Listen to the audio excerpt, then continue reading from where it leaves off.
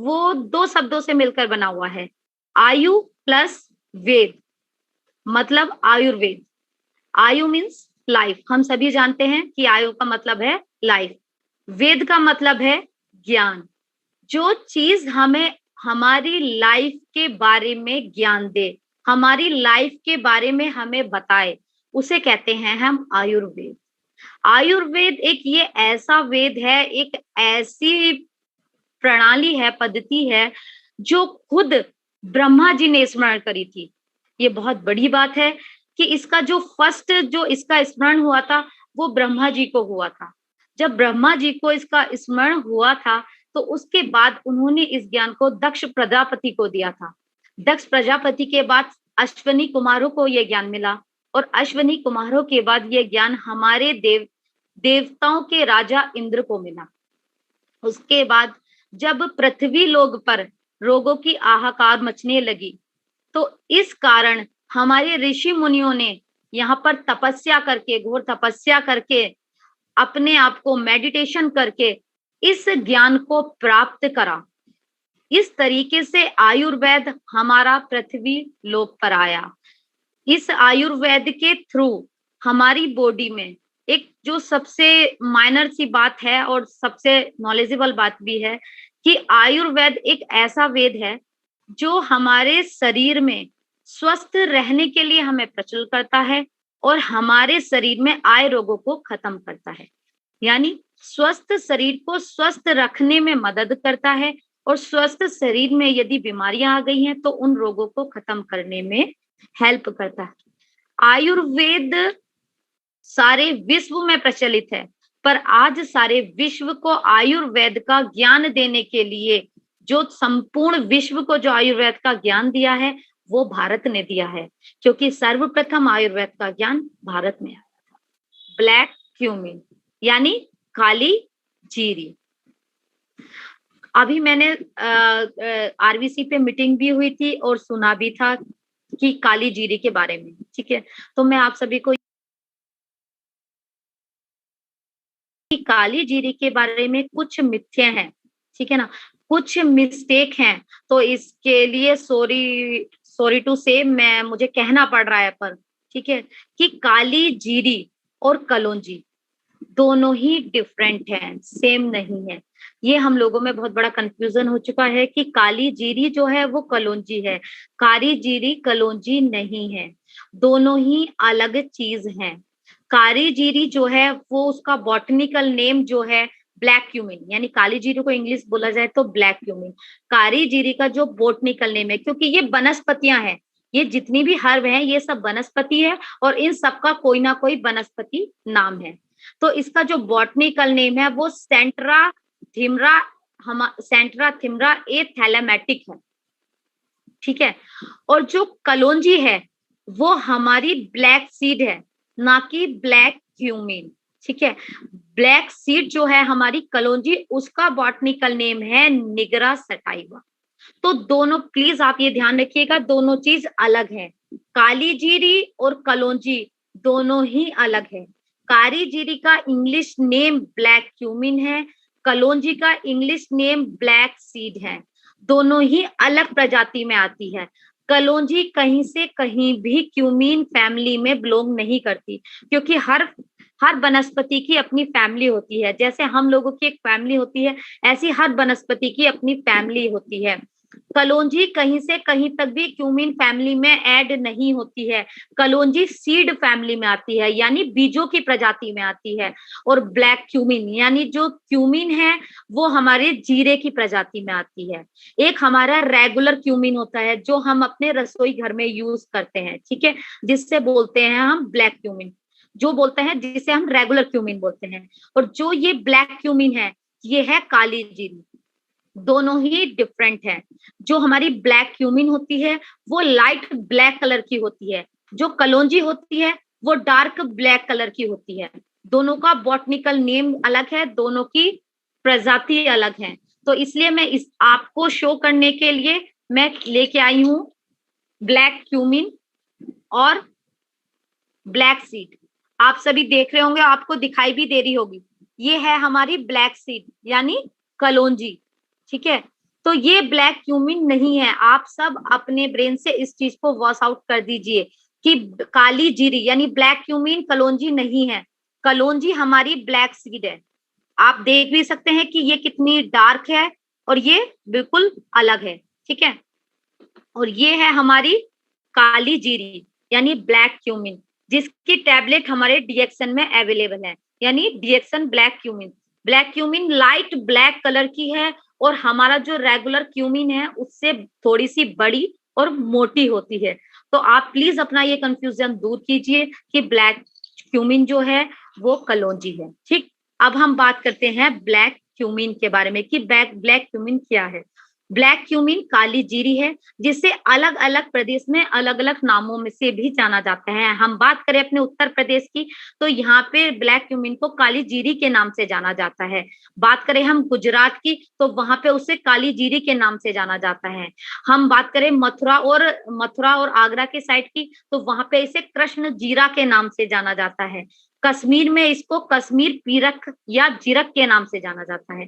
तो इसके अलग अलग प्रदेशों में अलग अलग नाम से ये जानी जाती है, कलौंजी नहीं है।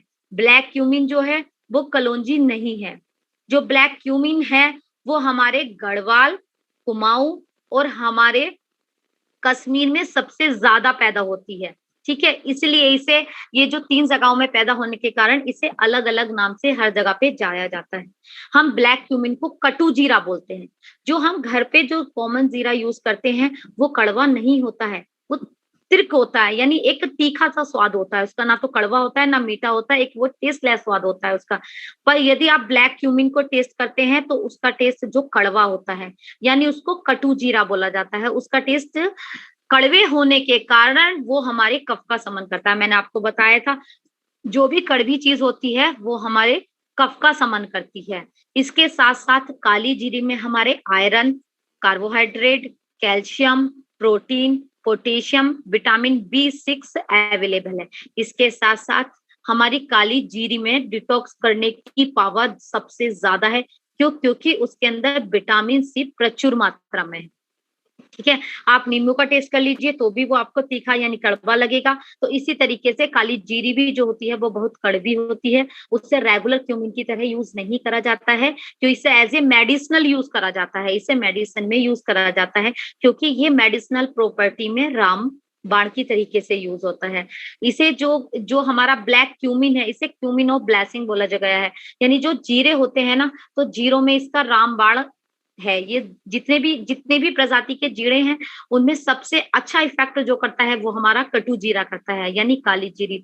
और काली जीरी की जो टैबलेट है वो हमारे डीएक्सन में आज अवेलेबल है, ठीक है। अब हम बात करते हैं मेनली जो हमारा ये कटु जीरा है, ये मिनरल्स और विटामिन की खदान है। इसके अंदर मिनरल्स और विटामिन हर तरीके से हर चीज में अवेलेबल है और वो बहुत इजीली हमारी बॉडी में एब्जॉर्ब हो जाते हैं। इसके अंदर maximum Ayurvedic medicinal property available है।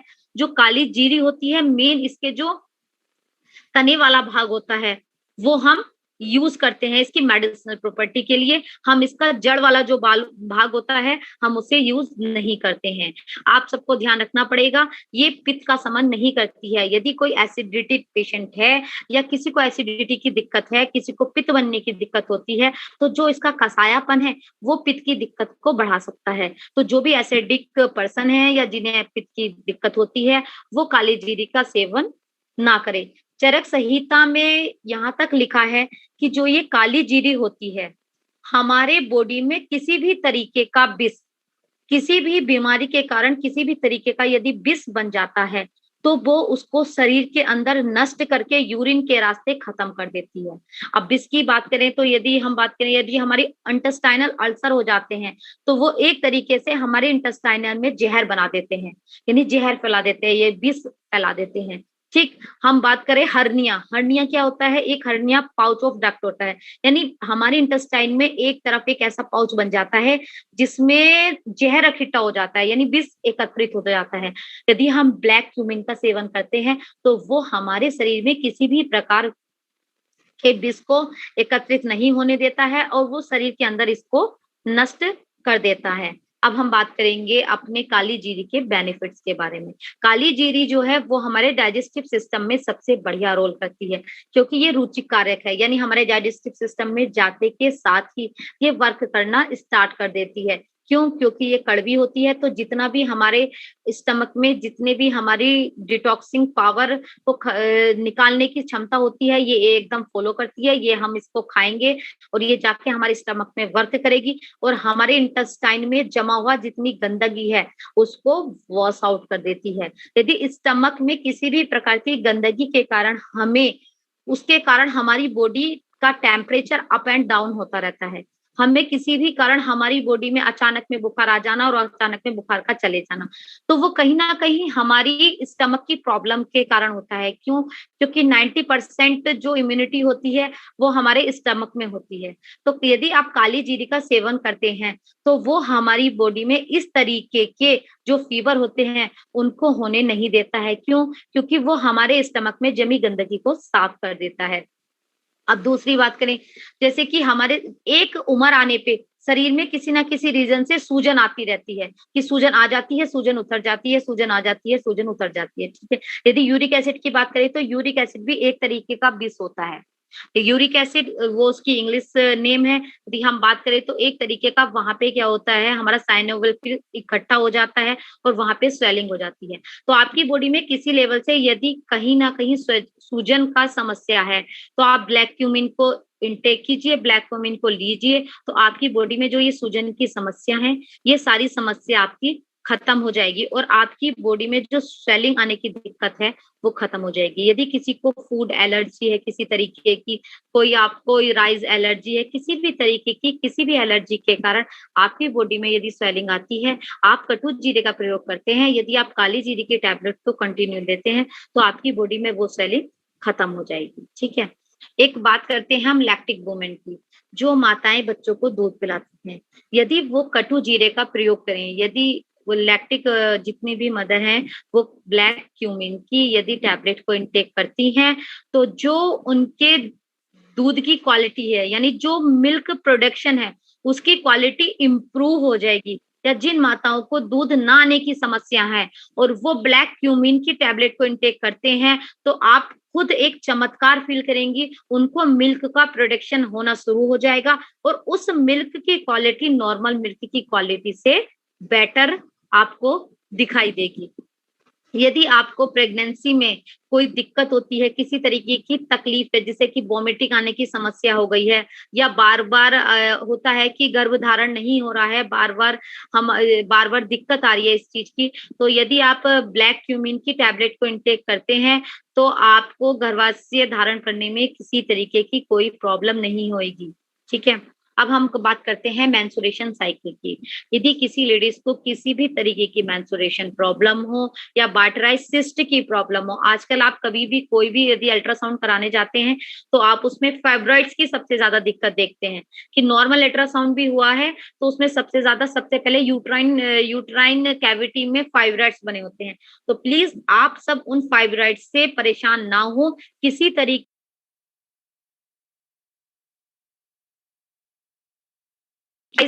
फाइब्राइड होते हैं। और यदि आप ब्लैक क्यूमिन को कंटिन्यू इनटेक करते हैं तो वो किसी भी तरीके का कैसा ही फाइब्राइड्स है वो वहां से खत्म हो जाएगा। यदि आपको मेंस्ट्रुएशन साइकिल में फ्लो की प्रॉब्लम है या टाइम रूटीन की प्रॉब्लम है, किसी भी तरीके की प्रॉब्लम है, तो वो सब समस्या आपकी हल हो जाएगी। हम बात करते हैं अपनी आंखों की, क्योंकि आंखें हमारी बॉडी का सबसे इंपॉर्टेंट पार्ट है, कि यदि आंखें सही नहीं है तो दुनिया का कोई भी नजारा सही नहीं है, हम दुनिया में कोई भी चीज अच्छे से नहीं देख सकते हैं। तो जब भी हमारी आईज में किसी भी तरीके की कोई भी प्रॉब्लम आती है तो वो सर्कुलेशन से रिलेटेड आती है। आईज में हमारी जो नर्व्स सर्कुलेट करती हैं वो सबसे थिन होती हैं, जिसके कारण वहां पे सबसे स्लो सर्कुलेशन होता है ब्लड का। यदि उसमें कहीं ना कहीं किसी रीजन से कोई भी ब्लॉकेजिंग होती है या किसी रीजन से वहां पे कोई भी समस्या आती है तो सबसे पहले हमारी आई साइड में इफेक्ट आता है, या हमें हेडेक होता है, या हमारे आईज में भारीपन आता है। तो यदि आप ब्लैक क्यूमिन को लेते हैं तो ये हमारे नसों में जो हमारे आलोचक नर्व्स होती हैं, जो हमारी नस जो हमारी वे नर्व्स होती हैं जो हमें देखने को लिए प्रमोट करती हैं, हमारे आईज को रोशनी के लिए प्रमोट करती हैं, तो उसमें कफ का समन हो जाता है। यानी कहीं जो आपने आज तक सुना भी नहीं होगा, उसमें कहीं ना कहीं हमारे नोज से रिलेटेड कफ जो है वो हमारी कहीं ना कहीं हमारी आईज की नर्व्स में आ जाता है। तो इसके कारण हमारा हेडेक, हमारे आईज में भारीपन खत्म नहीं होता है। यदि आप ब्लैक क्यूमिन को कंटिन्यू लेते हैं तो वो हमारी आंखों की नसों की सफाई करती है और इसके कारण हमारी आंखों में भारीपन, हमारे आंखों की रोशनी में हमें सुधार नजर आने लगता है। जिसे लॉन्ग टाइम हेयर फॉल की समस्या है या किसी को अपने हेयर लॉन्ग करने हैं, यदि लेंथ अपने हेयर की लेंथ बढ़ानी है तो प्लीज आप ब्लैक क्यूमिन का सेवन कीजिए और इससे आपकी जो हेयर की लेंथ है उसमें बहुत ज्यादा इम्प्रूवमेंट मिलेगा। ठीक है, हम बात करते हैं सफेद दाग। सफेद दाग की समस्या जो कि आपने बहुत सुनी भी होगी, जो स्किन के लिए वैसे देखने में भी बहुत एक बड़ी समस्या है और डॉक्टर उसका सही, यदि आप हम अपना इसको एलोपैथ में बात करें तो एलोपैथ में कहीं ना कहीं भी हमारे सफेद दाग की समस्या का इलाज नहीं है।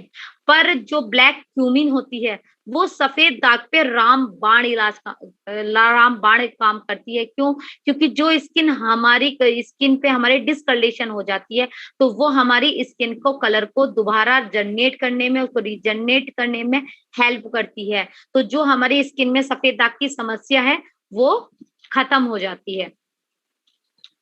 हमारे इंटेस्टाइनल वॉर्म की बात करते हैं जो कि बहुत कॉमन समस्या है। कॉमन समस्या भी नहीं है, आज के समय में हर किसी, आपने डॉक्टर के मुझसे भी सुना होगा कि 6 महीने में हमें वॉर्म की मेडिसिन लेनी चाहिए।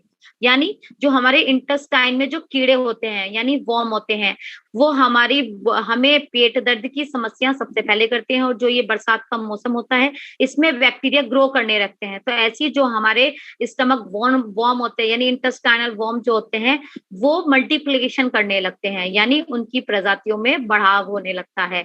तो यदि आप इस मौसम में, बरसात के मौसम में यदि आप ब्लैक क्यूमिन लेते हैं तो जो आपके स्टमक में जो स्टमक वॉर्म्स है, इंटेस्टाइनल वॉर्म्स है, तो ये उनको किल करने में हेल्प करता है।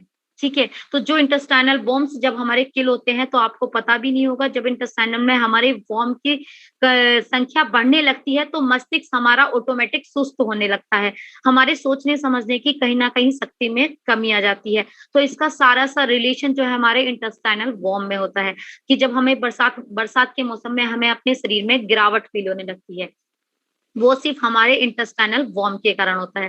तो यदि आप ब्लैक क्यूमिन को लेते हैं तो वो आपके इंटेस्टाइनल वॉर्म को खत्म करती है और आपके मस्तिष्क में उत्तेजना देती है, यानी आपका ब्रेन दोबारा से रिजनरेट हो जाता है और आपके सोचने समझने की शक्ति जो है वो वापिस आने लगती है।